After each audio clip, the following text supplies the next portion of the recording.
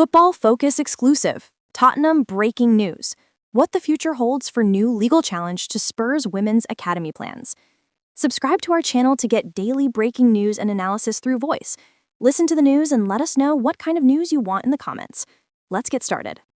Under the shadow of Tottenham Hotspur's bright new era, a storm is brewing. Far away from the roar of the stadium and the glamour of the Champions League lights, the battle is not about goals, star players, or record-breaking transfers. It is about land, legacy, and the delicate balance between football's global growth and nature's silent endurance. Spurs' ambitious plan to build a new women's football academy has come face-to-face with fierce opposition, sparking a new legal challenge that has now become the most talked-about story surrounding the club today. At the heart of the row is Whitewebbs Park, a stretch of greenbelt land in North London. To most football fans, the greenbelt may sound like a distant, almost forgettable concern compared to the adrenaline of match days. But for campaigners, ecologists, and local residents, this land is priceless. It is home to wildlife, ancient trees, and a piece of community identity that stretches back hundreds of years. Tottenham's proposal to transform it into a state-of-the-art academy for their thriving women's team has ignited one of the most contentious debates in English football. Should football's hunger for expansion trump the natural world's need for protection? The club insists the academy would be a cornerstone of the women's game, a flagship project showing Spurs' commitment to equality in football. In recent years, Tottenham Hotspur Women have grown in stature, attracting bigger crowds and investing heavily in infrastructure. For the players, a dedicated academy would be more than bricks and mortar. It would be a statement of intent, a symbol that women's football deserves the same facilities, prestige, and investment as the men's game. From training pitches to medical facilities, from nutrition hubs to classrooms, the vision is one of empowerment and opportunity. But the Greenbelt and what it represents refuses to give way quietly. Campaigners have launched a fresh legal challenge, arguing that the council's decision to grant Spurs permission was flawed on multiple levels. They say the project threatens biodiversity, ignores environmental safeguards, and erodes the very principle of protecting greenbelt land from commercial development. One of the most poignant flashpoints in the dispute has been the felling of a 500-year-old oak tree. For local communities, that oak symbolized resilience and continuity, a living witness to centuries of history. Its removal has become the emotional rallying cry for those who accuse the club of trampling over nature for corporate ambition. The legal case argues that the planning process was biased, rushed, and overlooked critical ecological evidence. Lawyers working with the campaigners have highlighted technical failings in the environmental impact assessments, alleging that key species and habitats were not adequately considered. They believe that the case is not just about Tottenham Hotspur or Whitewebbs Park. It is about setting a precedent. If a club of Spurs' size can build on protected land, what message does that send to developers across the country? What happens to the principle of safeguarding green spaces for future generations? Tottenham, on the other hand, are standing firm. They argue that the project will provide enormous benefits, both to football and to the community. The academy, they say, will not only nurture female talent, but also create jobs, offer grassroots access to facilities, and revitalize an area that has long been underused. The club insists that they are committed to minimizing ecological harm and even enhancing parts of the surrounding environment. The academy, in their words, is not destruction but transformation. They frame it as progress, an investment in women's football, in local opportunity, and in the future.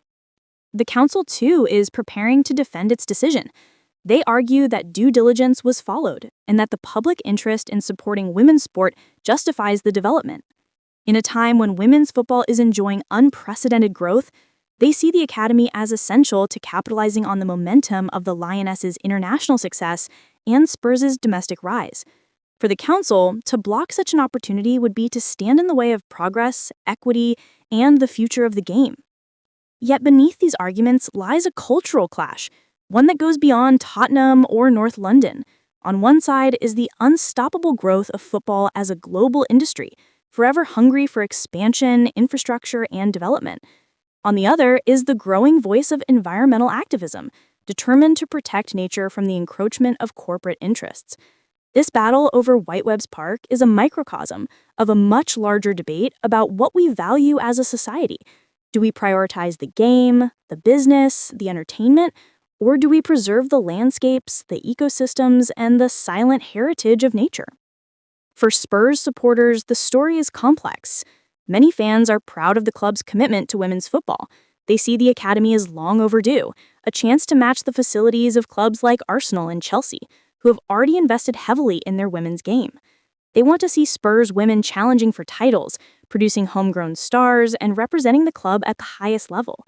But at the same time, there is unease.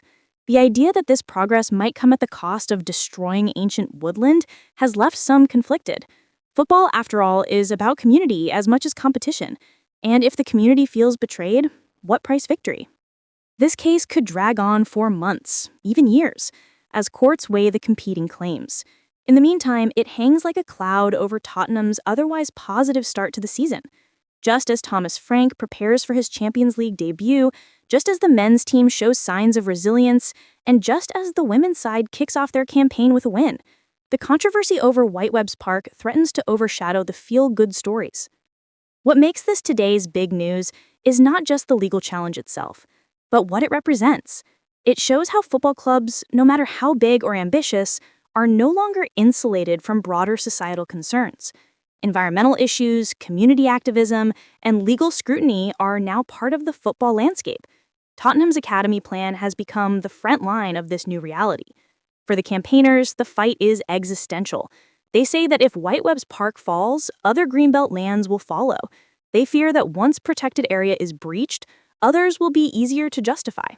They are determined to resist, to preserve the oak trees, the wildlife, and the sense of place that cannot be replaced by concrete or floodlights.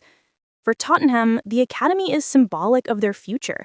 They want to be seen as pioneers, as visionaries who invested in women's football when the moment demanded it. They want to leave a legacy that inspires future generations of players. To back down now would be, in their eyes, to let down the players, the fans, and the women's game itself. And so the lines are drawn, in the courts, in the media, in the hearts of fans, and in the soil of Whitewebbs Park. Today's news is not about who scored, who was injured, or who might be signed in the transfer window. It is about something deeper, the collision between football's boundless ambition and the Earth's quiet endurance. Tottenham Hotspur's Women's Academy plan is no longer just a project. It is a battle for identity, for values, and for the future. Thanks for watching this video, and please subscribe our Football Focus YouTube channel for more update news.